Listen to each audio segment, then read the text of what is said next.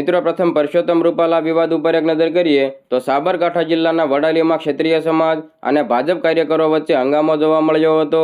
ક્ષત્રિય સમાજના અગ્રણીની પોલીસે અટકાયત કરતા હંગામો મચી જવા પામ્યો હતો।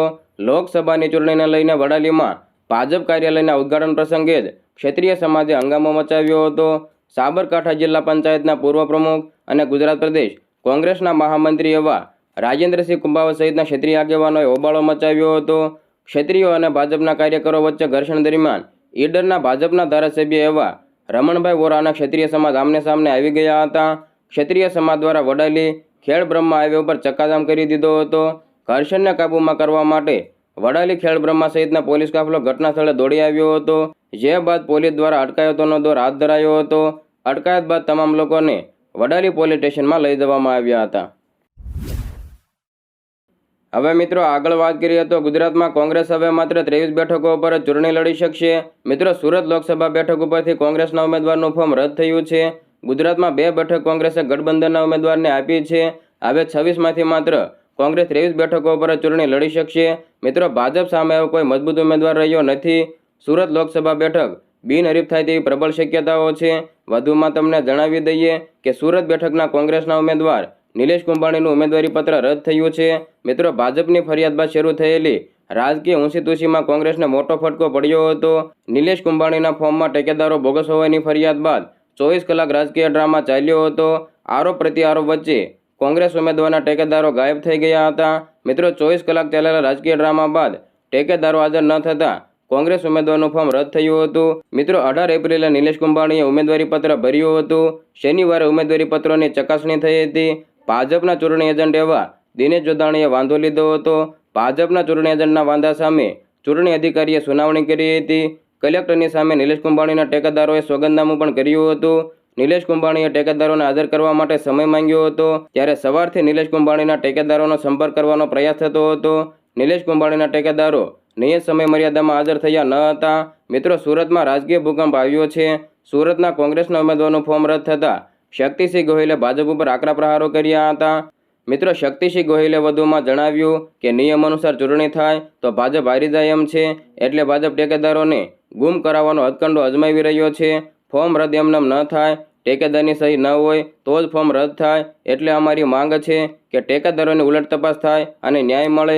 વધુમાં તમને જણાવી દઈએ કે સુરતમાં હાઈ વોલ્ટેજ રાજકીય ડ્રામા બાદ હવે બેઠક બિનહરીફ બનવાની શક્યતાઓ છે। સુરત લોકસભા બેઠક ભાજપ માટે બિનહરીફ થવાની શક્યતાઓ પ્રબળ છે। કોંગ્રેસના ઉમેદવારનું ફોર્મ રદ થતાં હવે સુરત બેઠક ઉપર ભાજપ સહિત 8 ઉમેદવારો છે। સુરત બેઠક ઉપર એક બીએસપી, 3 અપક્ષ તો 3 સ્થાનીય પાર્ટીઓના ઉમેદવારોના ફોર્મ જમા થયા છે। ભાજપ સિવાયના અન્ય ઉમેદવારો પણ પોતાનું ફોર્મ પરત ખેંચે તેવો સૂત્રોનો દાવો કર્યો છે। અન્ય 7 ઉમેદવારો ફોર્મ પરત ખેંચે તો સુરત બેઠક બિનહરીફ બની શકે છે।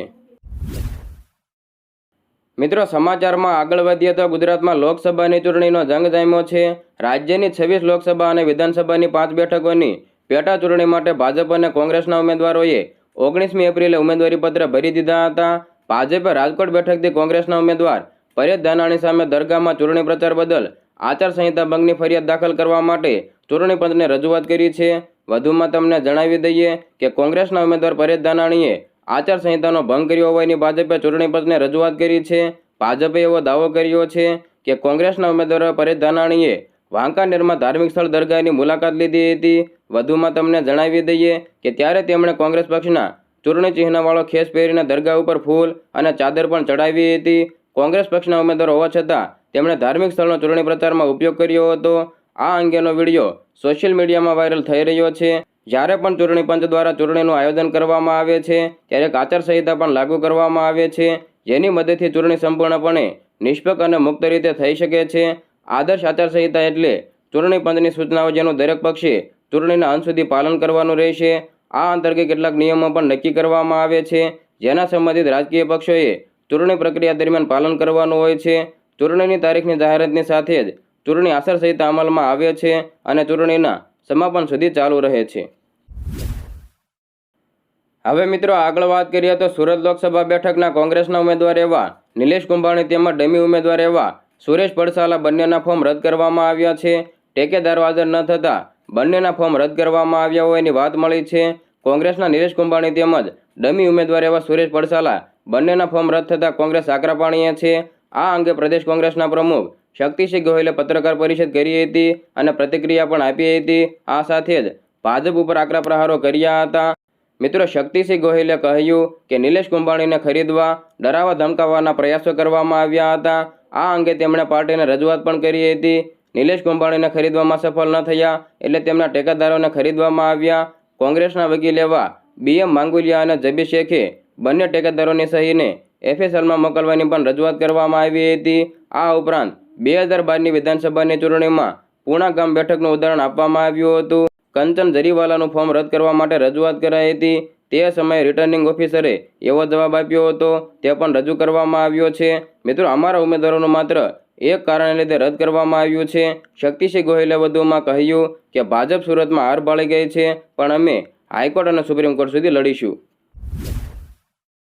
મિત્રો, સમાચારમાં આગળ વધીએ તો લોકસભાની ચૂંટણી વચ્ચે કોંગ્રેસ પાર્ટીના રાહુલ ગાંધીના સંસદીય ક્ષેત્ર વાયનાડમાં મોટો ઝટકો લાગ્યો છે. વાયનાડમાં જિલ્લા કોંગ્રેસ સમિતિના મહાસચિવ PM સુધાકર કોંગ્રેસ પાર્ટીમાંથી રાજીનામું આપીને ભાજપમાં જોડાઈ ગયા છે.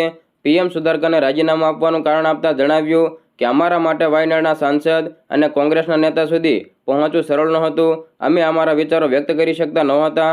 તેમણે વધુમાં કહ્યું કે જો અમારી સાથે આવું થતું હોય તો સામાન્ય જનતા સાથે શું થતું હશે. ભાજપમાં જોડાયા બાદ સુધાકરને PM મોદીની ખૂબ પ્રશંસા કરી હતી. તેમણે વધુમાં કહ્યું કે હું PM મોદીના વિકાસ કાર્યોથી ખૂબ પ્રભાવિત છું અને તેથી જ હું ભાજપમાં જોડાઈ રહ્યો છું. જો કેરળના લોકો પણ વિકાસ ઈચ્છતા હોય તો સુરેન્દ્રનને વાયનાડથી સાંસદ તરીકે ચૂંટે. વાયનાડના લોકોને ભાજપના પ્રદેશ અધ્યક્ષ K સુરેન્દ્રનને ચૂંટવા માટે ઘણો ફાયદો થશે. ઉલ્લેખનીય છે કે કેરળમાં લોકસભાની ચૂંટણી માટે 26 એપ્રિલે 20 સીટો પર એકસાથે મતદાન થવાનું છે. અહીં કોંગ્રેસના નેતા રાહુલ ગાંધીની સામે ભાજપના પ્રદેશ અધ્યક્ષ K સુરેન્દ્રન ચૂંટણી મેદાને ઉતર્યા છે.